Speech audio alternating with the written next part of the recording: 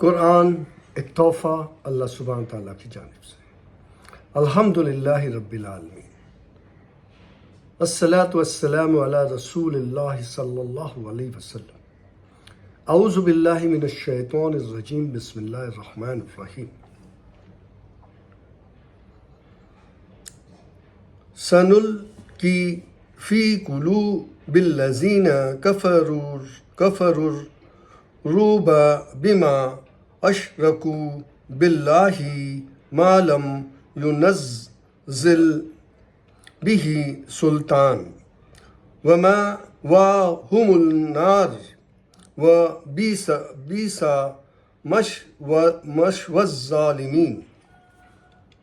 وَلَقَدْ صَدَقَكُمُ اللَّهُ وَعْدَهُ إِذْ تَحُسُّونَ بِهِم بِإِذْنِهِ حَتَّى إِذَا فَشِلْتُمْ وَتَنَازَعْتُمْ فِي الْأَمْرِ وَعَصَيْتُمْ مِنْ بَعْدِ مَا أَرَاكُمْ مَا يُحِبُّونَ منكم من يريد الدنيا ومنكم من يريد الآخرة ثم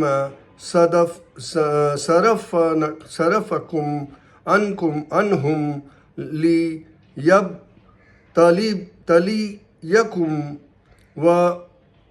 ولقد عفا عنكم والله ذو فضل على المؤمنین۔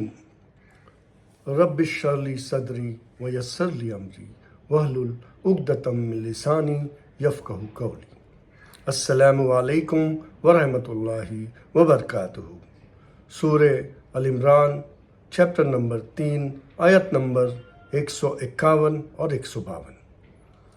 اللہ سبحانہ تعالیٰ اپنے پیارے حبیب رسول صلی اللہ علیہ وسلم کے ذریعے یہ ہم تک پیغام اس قرآن کے ذریعے پہنچا رہے ہیں، اور یہ پیغام جو سورہ ال عمران میں ہمیں مل رہا ہے یہ بڑی تربیت والے جو ہے وہ آیتیں آئے ہیں۔ اللہ سبحانہ تعالیٰ بتاتے ہیں کہ ہم جلد ہی کافروں کے دل میں ڈر ڈال دیں گے، اس وجہ سے کہ وہ اللہ کے ساتھ ان چیزوں کو ثابت کرتے ہیں جس کی کوئی دلیل اللہ نے ہی نہیں اتاری۔ ان کا ٹھکانہ جہنم ہے اور ان ظالموں کی بری جگہ ہے۔ اور اللہ تعالیٰ نے اپنا وعدہ سچا کر دکھایا جبکہ تم اس کے حکم سے انہیں کاٹ رہے تھے، یہاں تک کہ جب تم اپنا حوصلہ کھو رہے تھے اور کام میں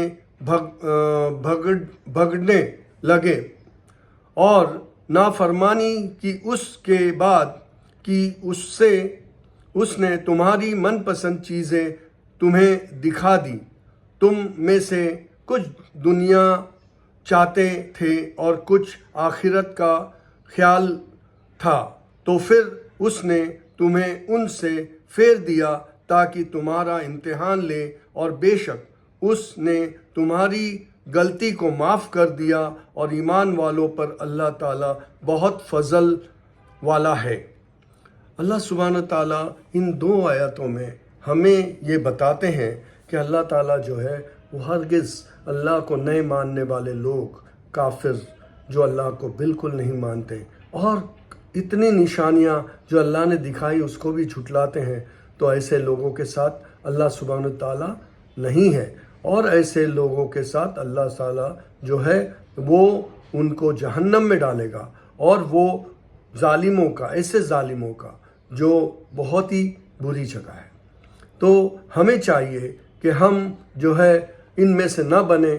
ہم چونکہ مسلمان ہیں تو ہمارا ایمان پختہ ہونا چاہیے، ہمارے سے غفلت نہیں ہونی چاہیے اللہ کی فرما برداری میں۔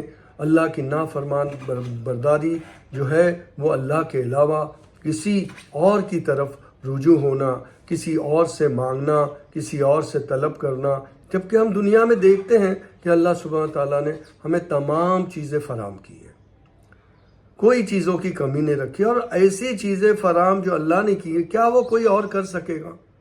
نہیں کرے گا۔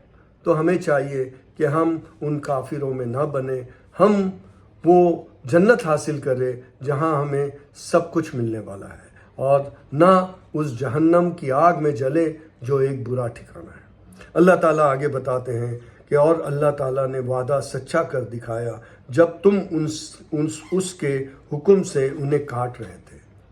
جب جنگ ہو رہی تھی تو جنگ میں اللہ سبحانہ تعالیٰ کے حکم سے تم میں وہ طاقت اور قوت تھی جس میں تم انہیں کاٹ رہے تھے، یہاں تک کہ جب تم اپنا حوصلہ کھو رہے تھے اور کام میں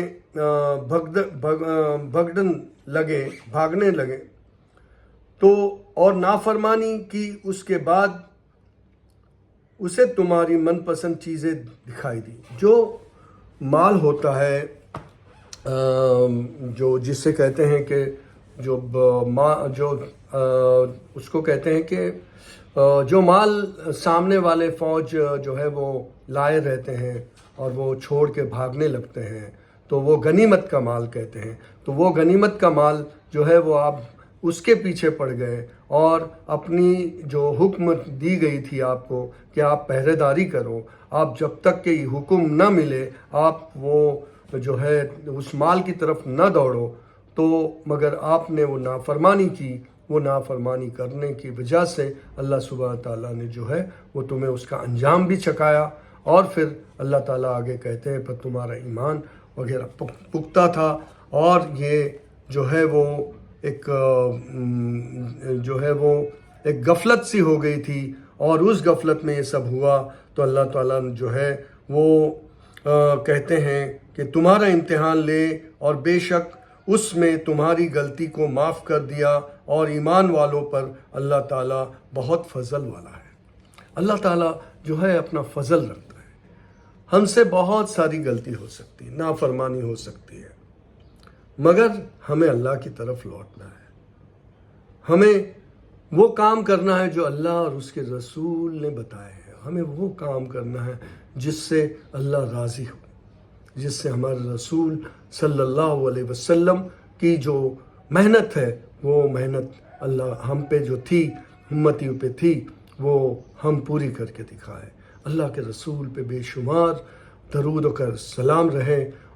اللہ کے رسول نے ہمیں ہر چیز سکھائی ہے، اس لیے ہم اگر نافرمانی کریں گے تو ہم جو ہے اسی طرح سے ہم جو ہے وہ غلط رخ اختیار کریں گے اور وہاں ہم شکست کھائیں گے۔